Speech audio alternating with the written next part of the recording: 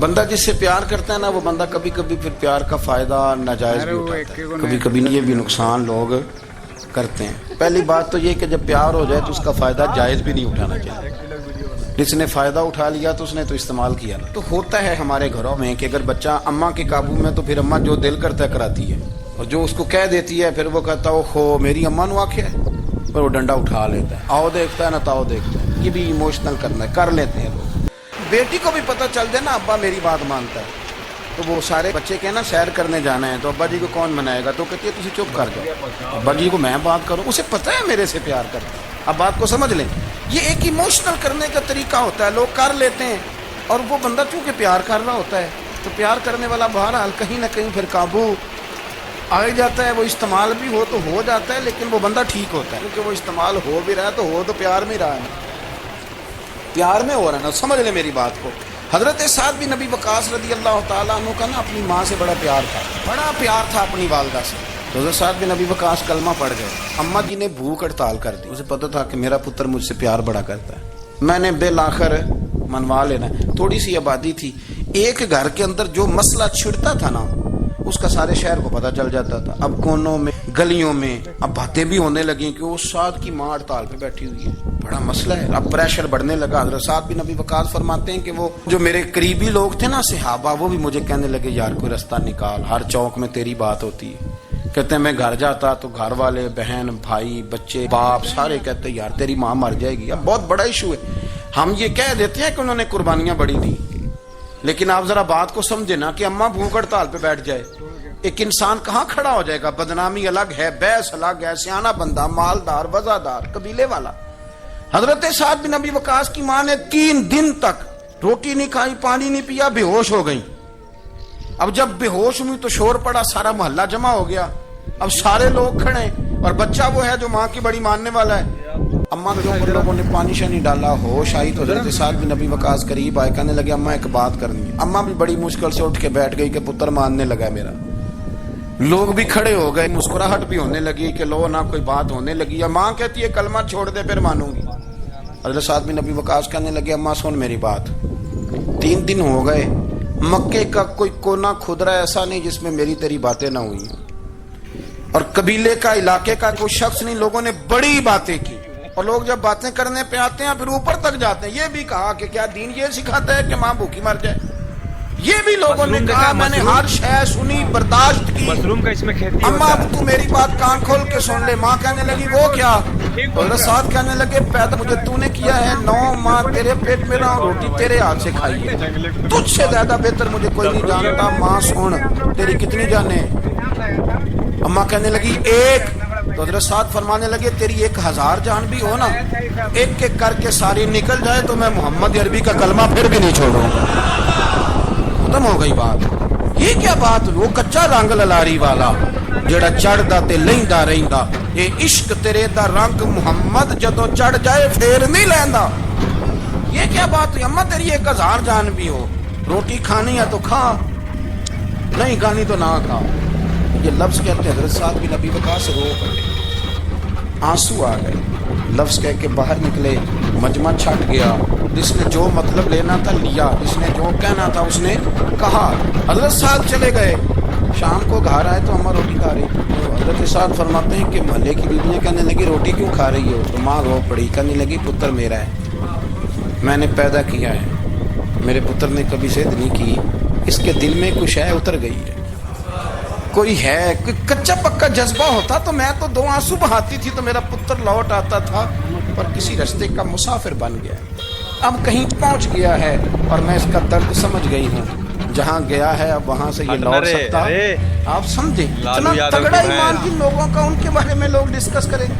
قرآن پاک نے بطور نمونہ بیان کیا ہے، اللہ فرماتے ہیں ایمان اس طرح کا جس طرح میرے نبی کے صحابہ کا۔ یہ منافقوں کی بات ہو رہی ہے پہلے سے بارے میں، وَإِذَا قِيلَ لَهُمْ آمِنُوا كَمَا آمَنَ النَّاسُ، جب ان سے کہا جائے کہ ایمان اس طرح لاؤ جس طرح میرے نبی کے صحابہ لائے، قَالُوا أَنُؤْمِنُ كَمَا آمَنَ السُّفَهَاءُ، تو وہ کہتے ہیں اس طرح ایمان لائیں جیسے بیوقوف لائیں، تو بیوقوف ہے، ہر شے نبی پاک پہ قربان کر رہے ہیں۔ تو اللہ فرماتے ہیں أَلَا إِنَّهُمْ هُمُ السُّفَهَاءُ، خبردار ہو جاؤ میرے نبی پاک کے غلاموں کو بیوقوف کہنے والوں، تم بیوقوف۔ اللہ کہتا ہے تم پاگل ہو بیوقوف ہو, اللہ انہیں پاگل کہتا ہے. اللہ پاگل کہتا ہے انہیں جو نبی پاک کے صحابہ کو پاگل کہتا ہے, اللہ انہیں پاگل کہتا ہے.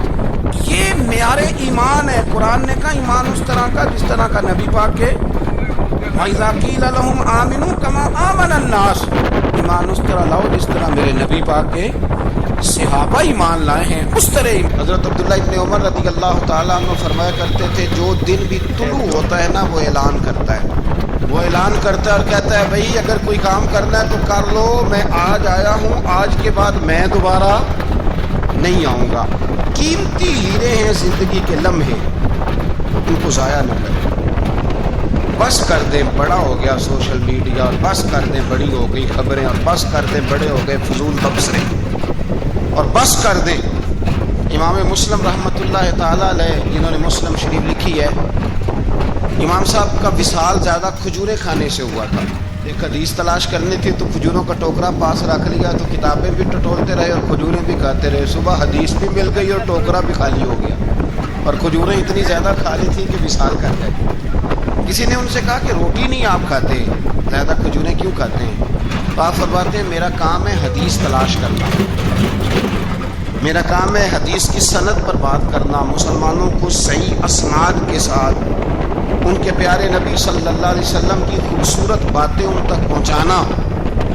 تو فرماتے تھے روٹی کھاؤں نہ تو مطالعے میں فرق آتا ہے, روٹی توڑنے پر بھی توجہ جاتی ہے, پھر سالن لگانے میں توجہ جاتی ہے, تو کھجور جو ہے یہ منہ میں رکھ کے نہ تو پڑتا بھی ساتھ ساتھ رہتا. تو روٹی کھانے اور کھجور کھانے میں مجھے فائدہ یہ ہوتا ہے کہ کھجور کھاتے کھاتے میرا دین کا کام جاری رہتا ہے. اپنے اوقات کو ضائع نہیں کریں.